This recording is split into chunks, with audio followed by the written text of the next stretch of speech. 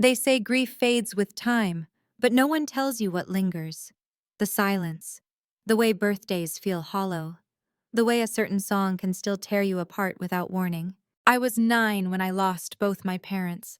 A drunk driver, one rainy Sunday night. They were coming home from my piano recital, Mom still in her red coat, Dad humming a tune from the radio, and then they were just gone. I don't remember the crash, but I remember the cold hallway at the hospital. I remember my shoes sticking to the floor. I remember the social worker's voice saying, "Rachel, your aunt and uncle will take you in." And that's how I ended up in Connecticut. They weren't cruel, but love. Love was never part of the equation. It was structure, manners, grades, and above all, expectations. Claire was their biological daughter, 3 years older, blonde, poised, picture perfect. The one who wore pressed dresses to dinner and called our mom mother instead of mom. She was everything they were proud of. And I was the charity case they made space for in the guest room. I didn't blame Claire, not at first. She was kind in the way someone kind might be to the family dog, patient but distant. When I got good grades, they nodded. When Claire brought home a B+, they baked a cake. When she got into Brown, the neighbors got invitations. When I launched a biotech startup, they didn't even ask what we did. Just once, I wish someone had said, "Tell me more, Rachel. That sounds incredible." But that moment never came. So I stopped trying. I poured my energy into work, research, long nights and silent mornings. I built something from nothing with 2 friends from college, an idea born from coffee-stained notebooks and broken ramen budgets. We called it Pacific Genomics.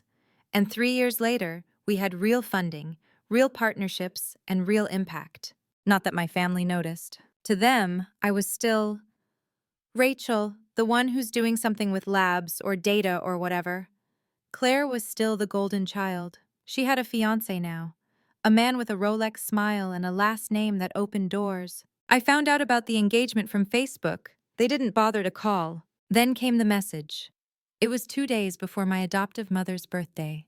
"Rachel, we'd like to keep the dinner small this year. Claire's bringing her fiancé and his parents and, well, we just think it might be easier if you skip this one." Easier? That word stayed with me like a bruise. They didn't say, "We don't want you here." They didn't have to. I stared at that message for 10 minutes. Then I opened my banking app. For the past 2 years, I had been covering their utilities, quietly.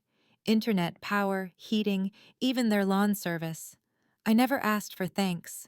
But in that moment, I stopped.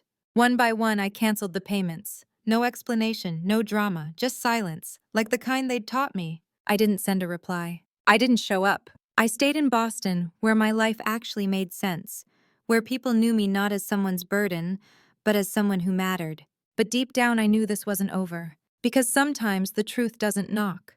It walks in, quietly, and waits for the room to notice. Saturday morning came like any other. Quiet, cloudy, a little too cold for April. I was halfway through my coffee when my phone buzzed. Mom, or the woman I'd called Mom for 21 years, had texted, "Hi, Rachel, the power's out. Internet too. Can you call the provider? We're having guests tonight. Claire's fiancé's family. Please help." No apology, no mention of the birthday, just please fix this. 5 minutes later, another text, this time from Claire. "Mom's freaking out. No Wi-Fi, no lights, no oven. I know you're upset, but don't let this ruin today for everyone else. Just fix it." I didn't reply, because what they didn't know was that the power was out for one reason only: me. 2 weeks ago, when Dad said, "It might be easier if you didn't come," I canceled everything. The electricity account was in my name, so was the internet, the heating, even the damn pest control subscription. I had paid nearly $15,000 over 2 years. Quietly, automatically. And the only time they ever reached out was when something broke. I sat there, in my Boston apartment, the sun creeping through my blinds, and let my coffee go cold. I wasn't angry. I was done. But the universe, or irony, wasn't done yet. Because just as I closed my phone, my inbox pinged. HR confirmation. Liam Prescott, transfer to Boston HQ. I blinked. Liam Prescott, that name sounded familiar. And then it hit me. Claire's fiancé. The same man whose family they were trying to impress was now an incoming senior finance officer at Pacific Genomics, my company, my office. And the final approval on his transfer? Mine. I didn't laugh. I didn't smirk. I just stared at the screen like fate had sent me the cleanest punchline imaginable. They didn't want me at the dinner because Claire's fiancé was important. And now he was about to find out I was his boss. The next day, Liam showed up at our headquarters, sharp suit, confident smile. He walked into my office holding a folder. But when he saw me, he froze. "Rachel?" he said, eyes wide. I nodded, calm. "Welcome to Pacific Genomics." He looked like someone had pulled the floor out from under him. I didn't realize you worked here." I smiled, but it didn't quite reach my eyes. "I don't work here, Liam. I helped build it." He didn't say anything, just nodded stiffly and placed the folder on my desk. When he left the room, I sat back, still not angry, still not gloating, just still, because for the first time, I didn't have to explain myself. My work did the talking. My name on the company seal did the talking. My silence, that too, was loud enough. That night, Claire called. I didn't pick up. The voicemail came anyway. "You knew. You could have warned me. You let that happen in front of everyone. Liam's humiliated. Mom's still crying. You ruined everything. Why would you do this to us?" I replayed the message once, then deleted it. Not out of spite, out of clarity. Because sometimes, when you've spent your whole life being overlooked, the most powerful thing you can do is finally let them see and not say a word. 3 days after the dinner that never happened, I got an email from Liam. Subject: apology and clarity. Body: I didn't know. About the company. About you. About a lot of things. I just wanted to say, I respect you, Rachel. And I'm sorry I didn't see it sooner. I didn't reply. Not because I was cold, but because I wanted that silence to sit with him. The same way mine had sat in their house for years. Later that afternoon, he stopped by my office. Knocked gently, asked if I had a minute. I didn't look up from my screen. "You're here as an employee. You don't need my approval to speak." He hesitated, then walked in. "I ended things with Claire," he said. No preamble, no build-up. I couldn't keep pretending. I finally looked at him. There was no anger in his face, just something else. Shame, maybe. Or the beginning of something honest. "She told me things about you," he continued. "That you were cold, distant, always had a chip on your shoulder." He paused. "But what I saw here, the way your team looks at you, the way this company runs, that's not cold, that's leadership."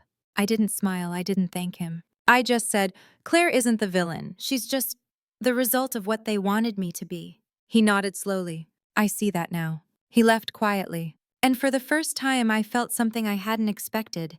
Not triumph, not closure, but peace. Because someone finally saw me.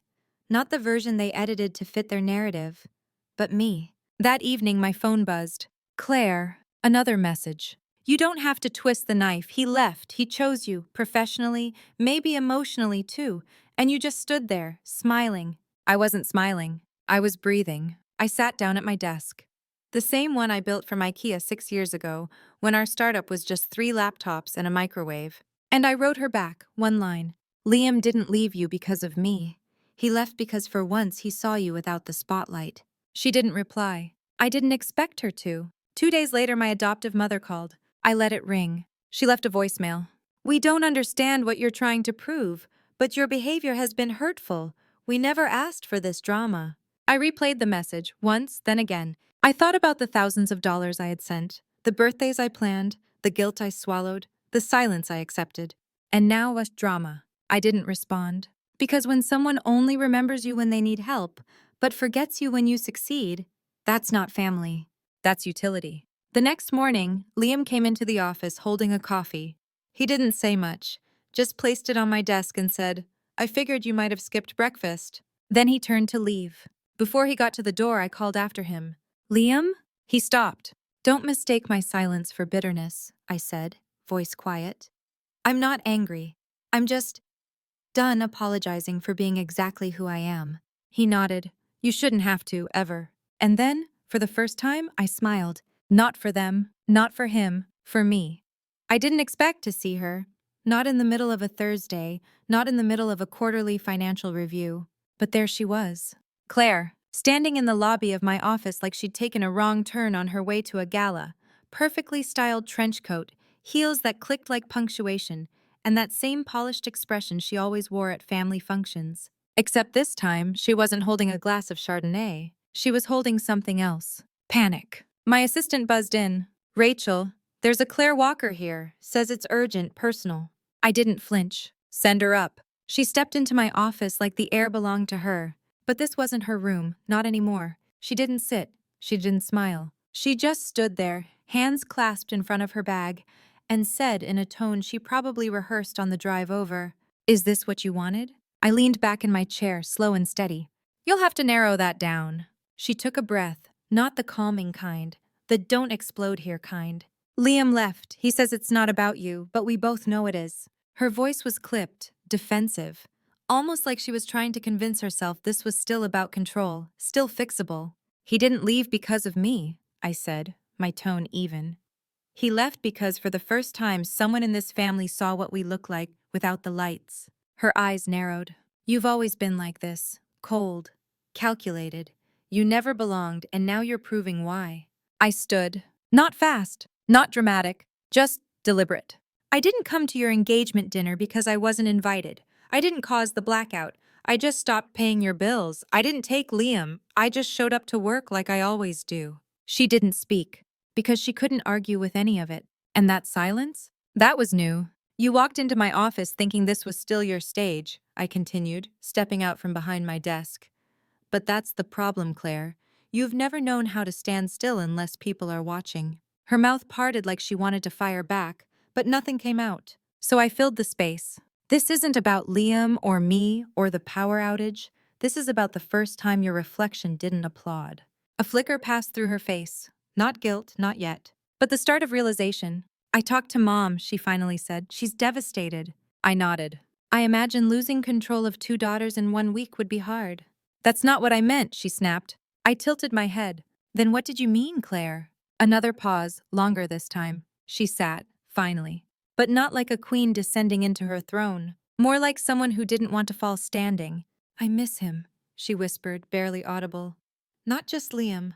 I miss what it felt like, to be sure." That stopped me. Not because it softened me, but because it was the first honest sentence I'd heard from her in years. I walked over to the window, looked out at the Boston skyline, at everything I had built, alone, quietly, relentlessly. "I know," I said, voice low. "I used to chase that feeling too." She looked up at me, maybe expecting some offer, a way back in. But there wasn't one, because what she was asking for wasn't healing, it was reversal. And I was done rewinding for people who never hit play when it mattered. "I came here to offer a truce," she said, like a final card. "Not an apology, but peace." I turned to her. "There was never a war," I said. "Just years of pretending I wasn't in the room." Claire stood again, more carefully this time. Her eyes scanned the space. The awards, the calm, the fact that she couldn't raise her voice here and win. "I don't know how to undo this," she admitted. "You don't have to," I said. "Just don't pretend it didn't happen." She nodded. And for once that was enough. No hug, no fake tears, just quiet truth hanging in the room like a verdict. She walked to the door, hand on the knob, but before she left, she turned back. "You always made them uncomfortable, you know. Not because you were cold, but because you never needed their praise to stand up straight." Then she left, just like that. No slam doors, no final insult, just one sister walking away from another, finally realizing who had been standing tall all along. That night I sat on my balcony. The city hummed beneath me, and for the first time in years, I didn't rehearse what I should have said, because I had said exactly what needed to be said, nothing more, nothing less. It was a quiet Sunday afternoon when they came. No warning, no call, just the buzz of my apartment intercom, followed by the familiar voice of the woman who used to call herself my mother. "Rachel, it's us. Your father and we'd like to come up, just to talk." I didn't answer right away. I just stared at the little screen, watching their faces blur through the fisheye lens. They looked older than I remembered, smaller, like something had been chipped away. I pressed the buzzer, not because I wanted to, but because I needed to hear it for myself. Whatever it was they had come to say. They stepped in like guests in someone else's home. No hugs, no fake warmth, Just awkward silence as I poured 2 glasses of water and gestured toward the couch. Mom sat first, smoothing her skirt like she was at a job interview. Dad sat beside her, arms folded, eyes scanning the apartment. No family photos, no sign of them, just a clean, quiet space, the life I'd built on my own. Dad cleared his throat first. About your mother's birthday, we said some things that were maybe a little harsh. Maybe. Not wrong, just inconvenient. I stayed silent. He continued. Claire's been having a hard time. The breakup, the pressure, it's been a mess. Mom chimed in quickly, eyes a little too wide. She's not doing well, honey. She's struggling. And we were hoping you might be able to help, financially. There it was. No apology, no recognition of what they'd done, just a new request wrapped in guilt. I stared at the envelope she pulled from her purse, a folded sheet of paper, typed, neat. We were thinking $2,000 a month just until things stabilize. I looked at the paper, then at them. 2 people who hadn't called me on my birthday, who told me not to come home because I was hard to introduce, who let me pay their bills for 2 years without once asking how I was doing. I took a deep breath, set my glass down, then spoke, not with anger but with clarity. If Claire contributes her half, $1,000 a month, and you both agree to sign a legal document stating that I inherit the house and assets when you're gone, then I'll consider it. Mom blinked. Dad's face turned red instantly. Are you serious? We raised you. You're putting conditions on your own parents? I leaned forward. I'm not putting conditions, I'm setting terms, because I've already contributed over $15,000 to this family, quietly, without acknowledgement. And when I stopped, you treated me like I'd betrayed you. Silence. Tense. Heavy. Mom tried again, softer. You've always been the strong one, Rachel. You've always handled things better than Claire. I nodded. Exactly. And that's why I won't carry this alone anymore. Dad stood up suddenly, voice sharp. We gave you everything, food, shelter, a future, and this is how you repay us? I didn't move. I just looked at him, calm, unblinking. If raising me was an investment, then let's treat it like one, line by line, with interest. Or you can walk out that door, like you did when I needed you. His face twitched. But he didn't yell again. Mom rose next, gently touching his arm. Maybe we should go, she said softly. He hesitated, then nodded. They walked to the door. No hugs, no goodbyes. Just quiet tension and the weight of a truth they could no longer reshape. As the door clicked shut behind them, I didn't feel triumphant. I didn't feel cruel. I felt free. They didn't contact me again. Not the next day, not the next week, and maybe not ever. But I wasn't waiting. Because for the first time, I had nothing left to prove. Not to them, not to Claire, not to anyone who only loved me when I was useful. I kept living, working, thriving. And I stopped apologizing for needing peace more than approval. One day, while walking past a bookstore, I saw a little wooden sign in the window. It read, "Family isn't who you owe. It's who shows up when no one else does." I stood there for a long moment, then walked inside and bought it. Subscribe for more true stories of strength, silence, and self-worth.